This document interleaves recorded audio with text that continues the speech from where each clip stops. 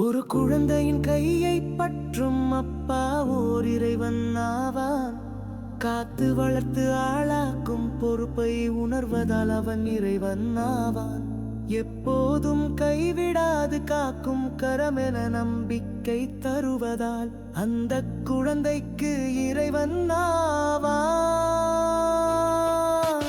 இறைவன் ஆவான், ஒரு மனிதன் இறைவன் ஆவான்.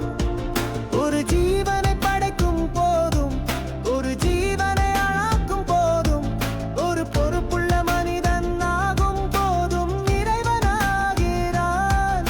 ஒரு மனிதன் இறைவன் ஆகிறான்.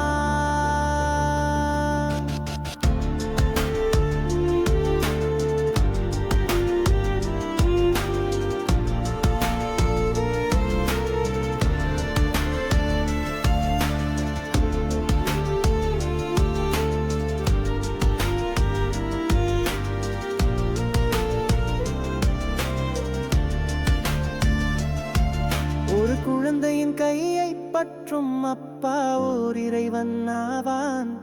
காத்து வளர்த்து ஆளாக்கும் பொறுப்பை உணர்வதால் அவன் இறைவன் ஆவான். எப்போதும் கைவிடாது காக்கும் கரமென நம்பிக்கை தருவதால் அந்த குழந்தைக்கு